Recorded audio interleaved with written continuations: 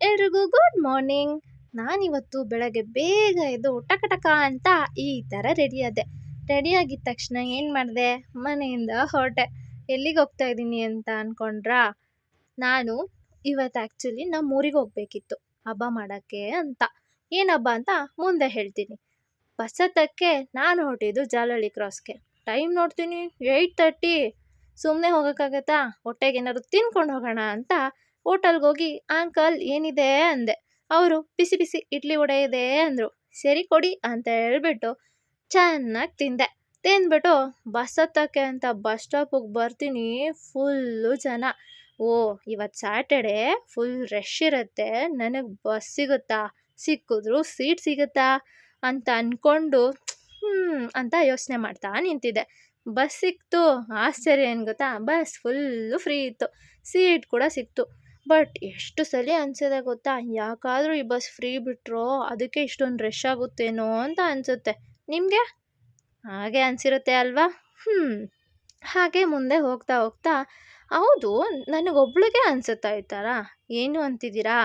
ನಾನು ಯಾವಾಗಲೂ ಊರಿಗೆ ಹೋಗ್ಬೇಕಾದ್ರೆ ಅಯ್ಯೋ ಯಾಕಪ್ಪ ನಮ್ಮೂರು ಇಷ್ಟು ದೂರ ಇದೆ, ನಮ್ಮೂರೇ ಬರಲಿಲ್ಲ ಅಂತ ಅನಿಸುತ್ತೆ. ಅದೇ ವಾಪಸ್ ಬರಬೇಕಾದ್ರೆ ಬಂದಿದ್ದೇ ಗೊತ್ತಾಗಲ್ಲ.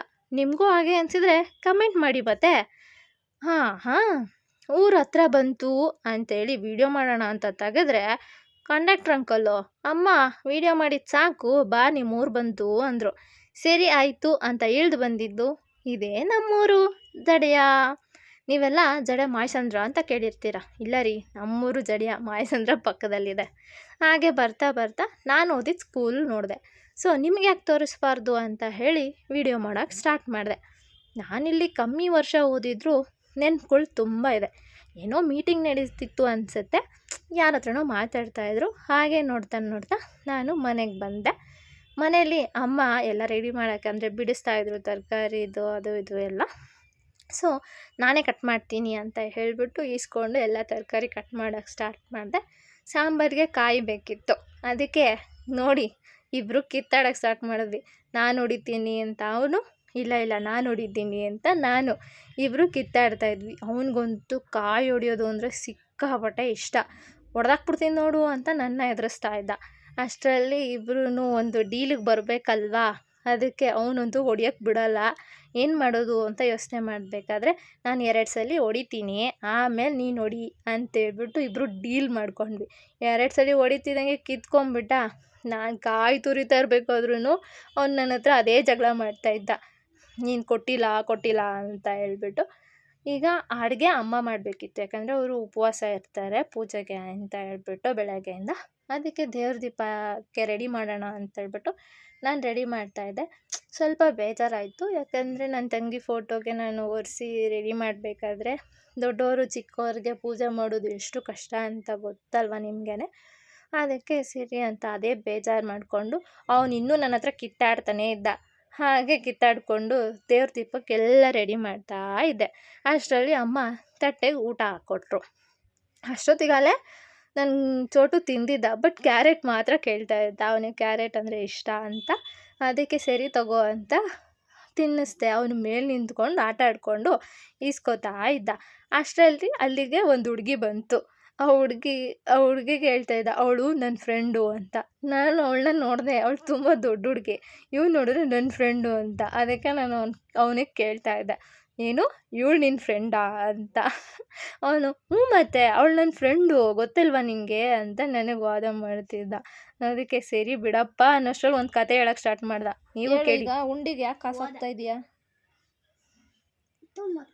ತುಂಬಿದ್ಮೇಲೆ ಏನು ಮಾಡ್ತೀಯಾ? ಆಮೇಲೆ ಕಾರ್ ಎಲ್ಲಿ ಸಿಗುತ್ತೆ? ಟಿಪ್ಟೂರಲ್ಲಿ ಸಿಗುತ್ತಾ? ಕಾರ್ ತಂದ್ಬಿಟ್ಟು ವಾ, ಯಾರ್ಯಾರನ್ನ ಕರ್ಕೊಂಡು ಹೋಯ್ತೀಯ?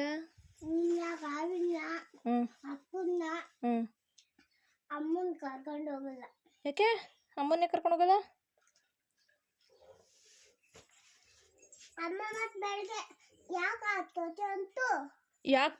ಏನಂತು? ಅದಕ್ಕೆ ಅಮ್ಮನ ಕರ್ಕೊಂಡು ಹೋಗಲ್ವಾ? ನನ್ನ ಕರ್ಕೊಂಡು ಹೋಗ್ತೀನಿ, ಕಾಲನ್ನು ಕರ್ಕೊಂಡು ಹೋಗ್ತೀನಿ, ಅಪ್ಪನ ಕರ್ಕೊಂಡು ಹೋಗ್ತೀನಿ. ವಾ, ನಿಂಗಮ್ಮನ ಕರ್ಕೊಂಡು ಹೋಯ್ತೀಯ ಹಂಗಾರೆ ದೊಡ್ಡ ಕಾರ್ ತಾತೀಯ ಬೆಕ್ಕುನು ಕರ್ಕೊಂಡು ಹೋಯ್ತೀಯ ಕೊಳೆ ಅಂತೇಳಿ ಸ್ನಾನ ಮಾಡಿ ಫ್ರೆಶ್ ಅಪ್ ಆಗಿ ಮತ್ತೆ ಬಂದು ರೆಡಿ ಆಗಕ್ಕೆ ಸ್ಟಾರ್ಟ್ ಮಾಡಿದೆ. ಎಲ್ಲಿ ಪೂಜೆಗೆ ಹೋಗ್ಬೇಕಿತ್ತಲ್ಲ, ಅದಕ್ಕೆ ರೆಡಿಯಾಗಿ ನಾವೆಲ್ಲ ಹೊರಟ್ವಿ. ಟೈಮ್ ಕೂಡ ಆಗಿ ಎಲ್ಲರೂ ಹೋಗ್ತಾಯಿದ್ರು ಪೂಜೆಗೆ ಅಂತ ಹೇಳಿ ನಾವು ಹೊರಡಕ್ಕೆ ಸ್ಟಾರ್ಟ್ ಮಾಡಿದ್ವಿ. ಅಲ್ಲಿ ನಾವು ಹೋಗ್ತಾ ಇದ್ದಿದ್ದು ಸ್ವಲ್ಪ ಅಂದರೆ ಊರಿಂದ ಆಚೆ ಊಟ ಇರುತ್ತಲ್ಲ, ಅಲ್ಲಿ ಹೋಗಿ ಪೂಜೆ ಮಾಡಬೇಕಿತ್ತು. ಅದಕ್ಕೆ ಎಲ್ಲರೂ ಹೊರಟ್ವಿ. ಅದು ಒಂದು ಬಸ್ ಸ್ಟಾಪಿಂದ ಆಚೆ ತೋಟದಲ್ಲಿದೆ. ಅದಕ್ಕೆ ಅಲ್ಲೇ ಹೋದ್ವಿ. ಹೋಗ್ಬಿಟ್ಟು ಅಮ್ಮ ಎಲ್ಲ ರೆಡಿ ಮಾಡೋಕ್ಕೆ ಎಲ್ಲ ತೊಗೊಂಡು ಬಂದಿದ್ರು. ಅಂದರೆ ಅದು ಏನಂತಾರೆ, ತಂಬಿಟ್ಟಾಗಿರ್ಬೋದು, ಅನ್ನ ರೈಸ್ ಸಾಂಬಾರು ಎಲ್ಲ ಮಾಡ್ಕೊಂಡು ತೊಗೊಂಡು ಬಂದಿರ್ತಾರೆ. ಅವರೇ ಪೂಜೆ ಮಾಡಬೇಕಲ್ವ, ಯಾಕಂದರೆ ಅವರು ಉಪವಾಸ ಕೂಡ ಇರ್ತಾರೆ. ಅದಕ್ಕೆ ನಾನು ಅವ್ರಿಗೆ ಯಾಕೆ ಹೆಲ್ಪ್ ಮಾಡಬಾರ್ದು ಅಂತ ಹೇಳ್ಬಿಟ್ಟು ನಾನು ಅವ್ರಿಗೆ ಹೆಲ್ಪ್ ಮಾಡ್ತಾಯಿದ್ದೆ, ಎಲ್ಲನೂ ಇಡೋಕ್ಕೆ ಹೆಲ್ಪ್ ಮಾಡ್ತಾಯಿದ್ದೆ. ನನಗೆ ಇಷ್ಟು ವರ್ಷದಿಂದ ನಿಜವಾಗ್ಲೂ ಗೊತ್ತಿರಲಿಲ್ಲ ನಾಗರಹಬ್ಬ ಅಂದರೆ ಏನು ಅಂತ. ಆಗ ನಮ್ಮ ಅತ್ತೆ ಒಬ್ಬರಿದ್ದಾರೆ, ಅವ್ರು ಹೇಳಿದ್ರು, ಇದು ನಾಗಪ್ಪನ ತಿಥಿ, ಅದನ್ನು ನಾಗರಹಬ್ಬ ಅಂತ ಮಾಡ್ತೀವಿ ಅಂತ. ಅದು ಆ್ಯಕ್ಚುಲಿ ನಾಗಪ್ಪನ ತಿಥಿ ಮಾಡೋದಂತೆ. ಸೊ ಅದಕ್ಕೆ ನಾವು ಇದನ್ನೆಲ್ಲ ಮಾಡ್ಕೊಂಡು ಬಂದು ಎಡೆಗಿಟ್ಟು ಪೂಜೆ ಮಾಡೋದು ಅಂತ. ಅದಕ್ಕೆ ಎಲ್ಲ ಅಮ್ಮ ಎಡೆಗೆ ರೈಸು ಮತ್ತು ಇದನ್ನೆಲ್ಲ ತಂದಿರ್ತಾರೆ, ಸಾಂಬಾರೆಲ್ಲ ಮಾಡಿ ಅದನ್ನು ಇಡಕ್ಕೆ ಸ್ಟಾರ್ಟ್ ಮಾಡಿದ್ರು. ಅಪ್ಪ ಅದು ಹೊಗೆ ಹಾಕೋಕ್ಕೆ ಅಂತ ಹೇಳ್ಬಿಟ್ಟು ರೆಡಿ ಮಾಡಿದ್ರು. ಹಾಗೆ ಎಲ್ಲ ಎಡೆಗಿಟ್ಟಿದ್ದಾಯಿತು. ಅಮ್ಮ ಅಷ್ಟರಲ್ಲಿ ನನಗೆ ಬೆಣ್ಣೆ ಮತ್ತು ಹಾಲು ಕೊಟ್ಟು ಉತ್ತಕ್ಕೆ ಹಾಕು ಅಂತ ಅಂದರು. ಸೊ ಕೊಳವೆ ನೋಡಿಬಿಟ್ಟು ಹಾಕು ಅಂತ ಹೇಳಿದರು. ಹಾಕ್ಬಿಟ್ಟು ಹಾಲನ್ನ ತನಿ ಎರಿಯೋದು ಅಂತ ಕರೀತಾರೆ ಅದನ್ನು. ಅದನ್ನೇ ಮಾಡಿದ್ವಿ. ಅಂದರೆ ಹಾಲು ಹಾಕ್ತಾಯಿದ್ದೆ. ಅಷ್ಟರಲ್ಲಿ ಹಾಲು ಹಾಕಿ ಎಲ್ಲರೂ ಪೂಜೆ ಮಾಡ್ತಾರೆ, ಎಡೆ ಎಲ್ಲ ರೆಡಿ ಆದಮೇಲೆ. ಸೊ ನಾವೂ ಎಲ್ಲರೂ ಮನೆಯವರೆಲ್ಲ ಪೂಜೆ ಮಾಡೋದಿರುತ್ತೆ. ಅದಕ್ಕೆ ಪೂಜೆ ಮಾಡಿಬಿಟ್ಟು ಸೇಮ್ ಲೈಕ್ ಈಗ ಸತ್ತೋಗಿರೋರಿಗೆ ಎಡೆ ಇಕ್ಕೋ ಥರನೇ ಇದನ್ನು ಸೇಮ್ ಅಂತೆ. ಸೊ ಅಲ್ಲೇ ಊಟ ಮಾಡಬೇಕು ಆ್ಯಕ್ಚುಲಿ ನಾವು. ಹಂಗೆ ಎಲ್ಲರೂ ಊಟ ಮಾಡಿ ಅಷ್ಟರಲ್ಲಿ ಅಪ್ಪ ಆಲ್ರೆಡಿ ಊಟ ಮಾಡಿಬಿಟ್ಟಿದ್ರು ಟಕ್ಕಂತ. ನಾವು ಅಲ್ಲಿಂದ ಮನೆಗೆ ಬಂದು ಟಿ ವಿ ನೋಡ್ತಾ ನಮ್ಮ ದಿನ ಮುಗೀತು. ಬಾಯ್.